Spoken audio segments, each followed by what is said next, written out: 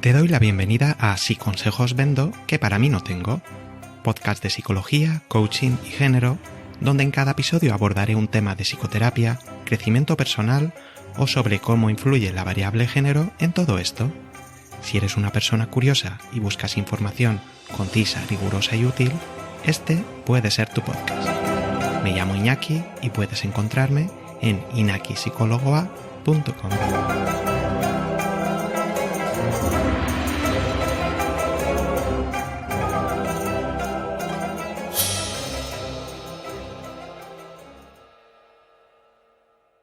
Hoy, en el episodio número 6, dentro de la sección de género, hablaremos sobre biología y género, la batalla del siglo. En una esquina del ring tenemos a la biología. La biología dice que nuestro comportamiento es innato y controlado por genes y hormonas.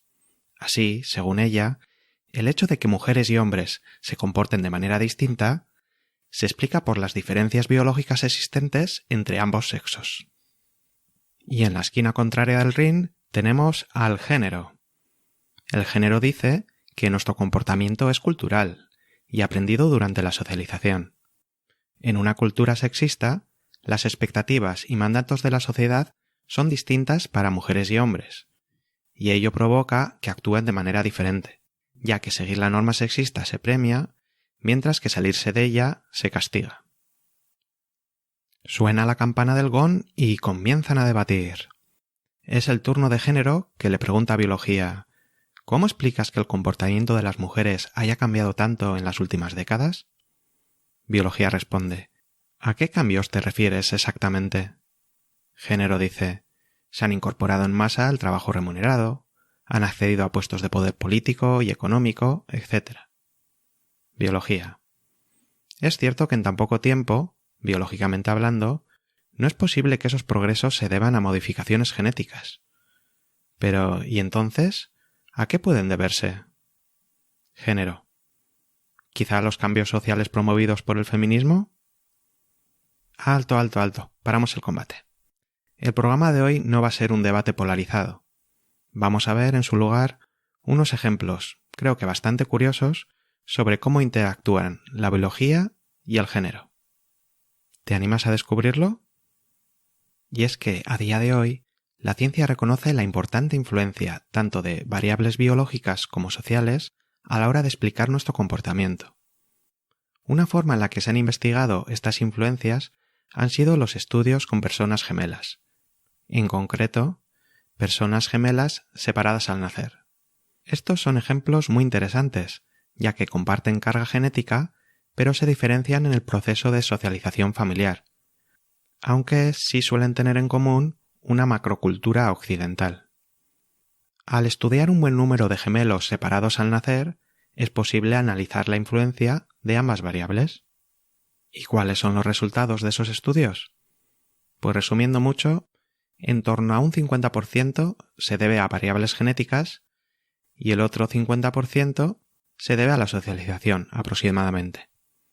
Y estos números varían según el rasgo estudiado: personalidad, vocación, nivel de inteligencia, etc. ¿Y qué ocurre si analizamos los resultados teniendo en cuenta el sexo? Una pequeña aclaración. En el episodio número 3 ya critiqué el modelo binario y expuse en su lugar un sistema más diverso y realista. En el episodio de hoy sí recurriré a esta distinción binaria, mujer-hombre, ya que es para la que tenemos más datos.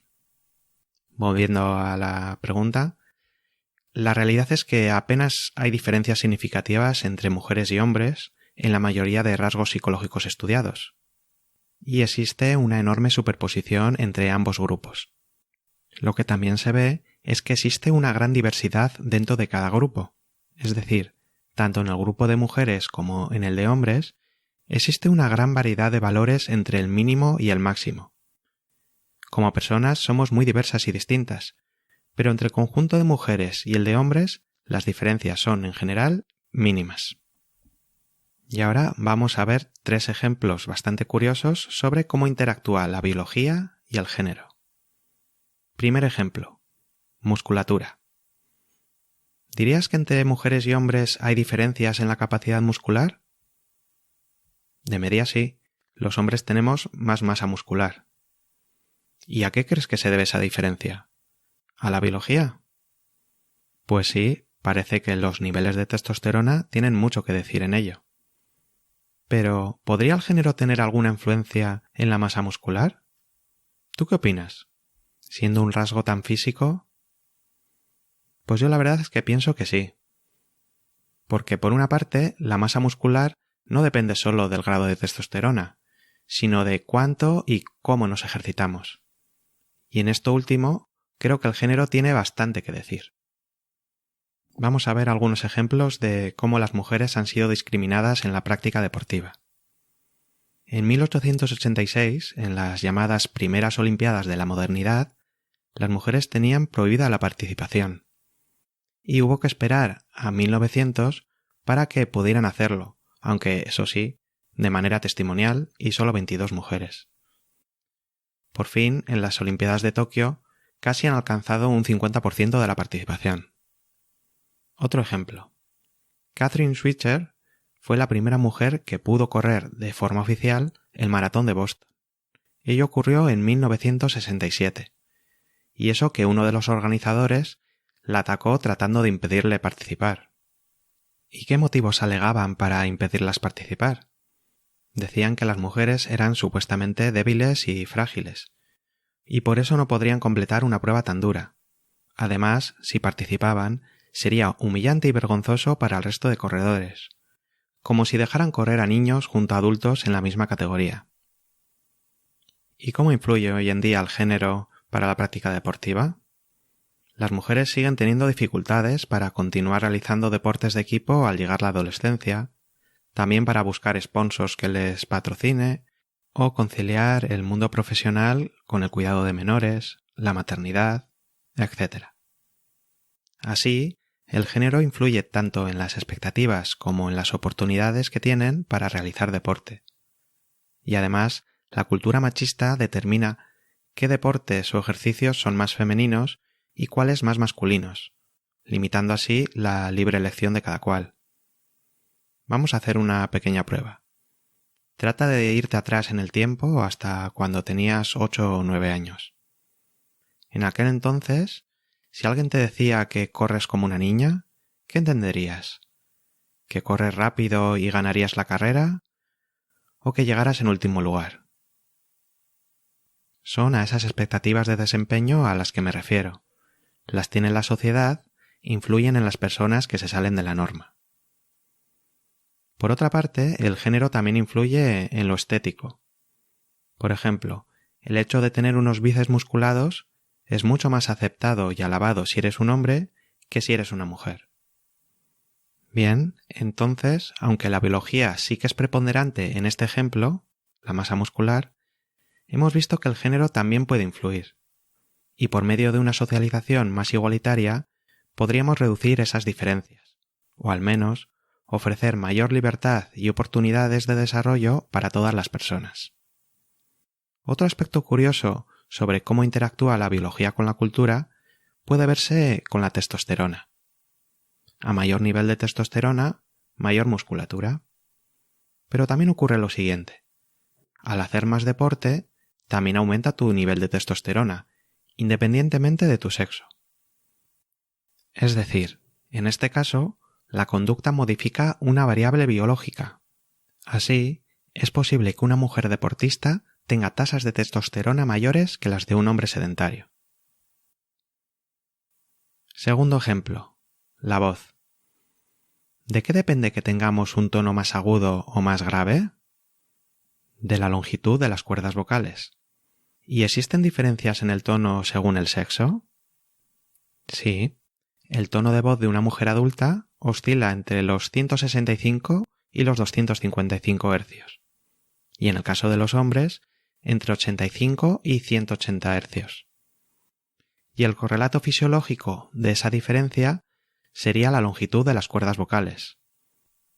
Así, en las mujeres suele ser menor, entre 12,5 milímetros y 17,5 milímetros, mientras que en los hombres la longitud oscila entre 17 milímetros y 25 milímetros. Como vemos, de nuevo, existe una diversidad muy grande dentro de cada grupo, y en este caso algo de superposición entre ambos grupos. En este caso, parece claro que la causa que explica las diferencias de tono es principalmente biológica. Pero, ¿podríamos asegurar que el género no tiene nada que decir a la hora de explicar esta diferencia? Antes de responder, vamos a comprobar cómo podemos modificar nuestro tono de voz dentro de un rango limitado. Por ejemplo, usando una voz de falsete, puedo hablar bastante más agudo. Y también soy capaz de forzar un tono más grave. Es decir, tenemos cierto control dentro del equipamiento biológico con el que contamos. Aclarado esto, vamos a analizar un caso curioso, el de Japón. Si has viajado alguna vez a este país, quizás hayas apreciado diferencias en el tono de voz respecto a las que observamos en Europa. En concreto, las mujeres suelen hablar en un tono más agudo que las europeas, y los hombres algo más grave que los europeos. Y al parecer no hay diferencias significativas en la longitud de las cuerdas vocales entre el país nipón y Europa. ¿Y entonces a qué pueden deberse esas diferencias? Como dije, tenemos cierta capacidad para forzar nuestro tono natural arriba o abajo. Por ejemplo, en Estados Unidos hace un tiempo se puso de moda hablar en un tono más bajo, tanto para mujeres como para los hombres. Pero en el caso de Japón, lo interesante es que cada sexo se mueve en una dirección contraria. ¿Y tiene el género algo que ver con este proceso? Yo diría que sí. La sociedad japonesa establece expectativas diferentes sobre cuál es el tono ideal de cada sexo. Así, para ese sexismo más tradicional y heteronormativo, resulta más atractiva una voz aguda en el caso de las mujeres y una voz más grave y profunda en el de los hombres. Y por tanto, se premian las conductas que entran dentro de esa norma. Y no se trata solo de una preferencia en el tono, sino que son ideales de feminidad y masculinidad más polarizados que los que solemos tener en Europa. En el caso de la feminidad, ese tono agudo se relaciona con la infantilización de las mujeres, las expectativas de que se muestren tímidas, modestas, frágiles y dependientes. Una voz grave, por contra, denotaría la autoridad, el poder y el dominio de la masculinidad. Con este ejemplo, vemos cómo una característica de origen tan biológica como es el tono de voz puede interactuar con aprendizajes sociales relacionados con el género. Ejemplo número 3. Embarazo y conductas de crianza. Justo en el momento del parto, se observa un aumento drástico en los niveles de oxitocina en las madres biológicas.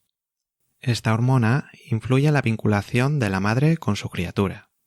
No determina que la acepte y cuide en cualquier circunstancia, pero sí que facilita la creación de dicho vínculo.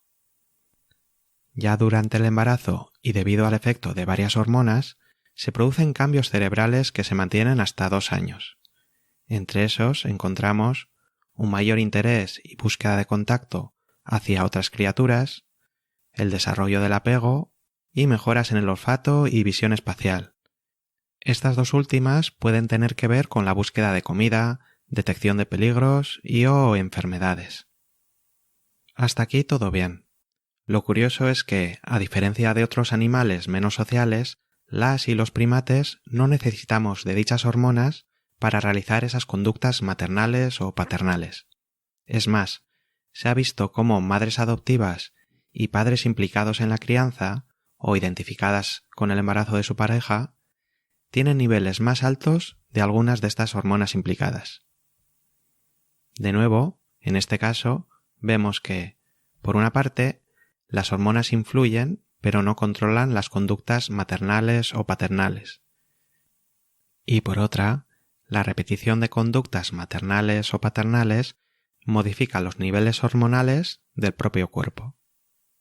A modo de resumen, de todo lo anterior puede concluirse que el efecto de nuestro aprendizaje social tiene cierta influencia hasta en aspectos muy biológicos. Y esto me parece importante resaltarlo para evitar caer en justificaciones innatistas, en plan, las mujeres son así, los hombres somos todos de tal manera, no podemos ser tan pacientes, por ejemplo, etcétera, etcétera. Y es que las conductas relacionadas con el género son también conductas que podemos aprender, mejorar u optimizar, independientemente de nuestro sexo y de nuestra socialización. Algunas de estas conductas serían cómo hablamos, cómo nos movemos, cómo nos relacionamos con otras personas, cómo cuidamos y cómo nos cuidamos, etc. La biología, la socialización y nuestras experiencias de vida explican cómo nos hemos comportado hasta ahora. Pero con coraje y esfuerzo podemos aprender nuevas formas de comportarnos y luego observar cómo nos sentimos al aplicarlas y qué consecuencias tienen en nuestro alrededor. Pero para ello debemos atrevernos a explorar más allá de nuestros comportamientos más típicos o consolidados. Para terminar, uno de los mitos con los que se suele acusar al conductismo es el de la tabula rasa, es decir, que niega la influencia de la biología y que todo nuestro comportamiento es aprendido. Por contra, la idea sería más bien algo como que cada persona nace con su propia tabula rasa sobre la que realiza sus aprendizajes. Esta metáfora me parece que refleja mucho mejor esa interacción entre lo innato y lo aprendido, entre lo inmodificable y lo moldeable.